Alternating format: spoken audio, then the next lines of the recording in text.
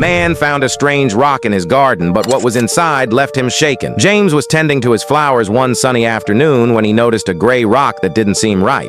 It looked like it had been carefully placed between the roses. Curious, he picked it up and froze. Inside the rock, hidden in a small crevice, was a tiny camera. A red light blinked softly. It was still recording. James's heart raced. Who would hide a camera in his garden? He decided to act like he hadn't noticed the camera inside the rock. Secretly, he set up another camera to see if someone was coming into his yard. The next day, he watched the footage, but what he saw was impossible to believe. James didn't press play straight away. The memory card from the fake rock sat on the table while his tea went cold beside it. His garden had always been the one place he felt at peace. Now it felt different, like something fragile had been broken. He told himself to take the card straight to the police, but the need to know was stronger. At last he slid it into his laptop and opened the first file. For a long stretch, the picture showed nothing but still roses and shadows. Then a figure appeared. A hooded man crouched low, his gloved hand adjusting the rock until the camera's view was perfect. The red light blinked and the man stepped back, scanning the garden as if he owned it. James paused, leaned closer, and caught a glimpse of skin where the sleeve had ridden up. A scar curved across the man's wrist like a crescent moon. His stomach tightened. Whoever this was, they'd done it before. He called the non-emergency police line, explained what he'd found, and waited. An officer arrived mid-morning.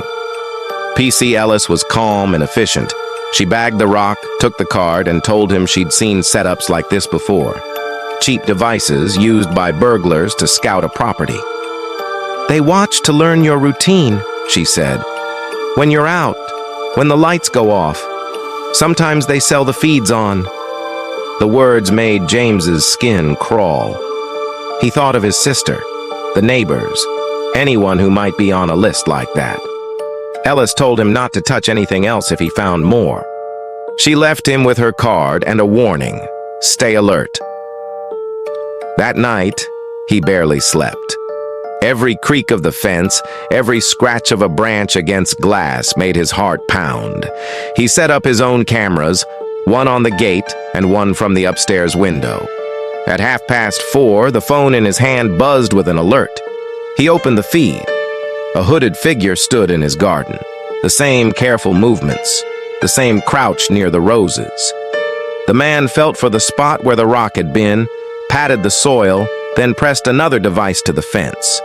When his hoodie snagged on a thorn, James saw the scar again. He called 9999, voice low, and told the dispatcher that someone was in his garden right now. Blue lights washed the fence minutes later. The intruder froze, then bolted. He scrambled over the compost bin, hauled himself over the fence, and vanished into the alley. Officers searched, but found nothing.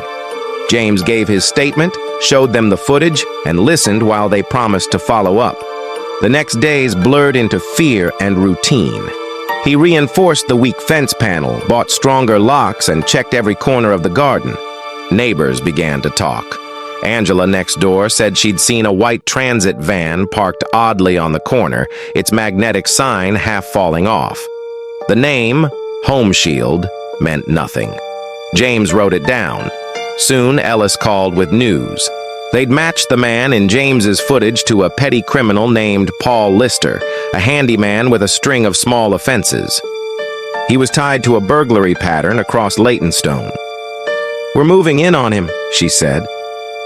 2 days later, they caught him trying to pry open a rear window 3 streets away.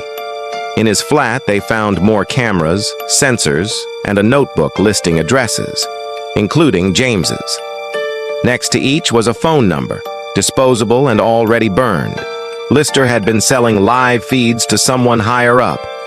That someone was a man named Norwood. Police tracked him through CCTV and traced his movements to cafes and free Wi-Fi spots. He was the one buying access, building a map of people's lives and selling it on. Within weeks, they arrested him too. For James, the relief came slowly. He slept heavier but still checked the locks. The neighbors grew closer, They set up a WhatsApp group, shared sightings, even walked each other's dogs. What had begun in fear became a kind of community. Months later, James received the fake rock back in the post. It sat in a plastic bag with a short note. Evidence released. He didn't throw it away. Instead, he placed it at the far edge of the border, a reminder of what had been. It was just gray stone now, hollow and powerless.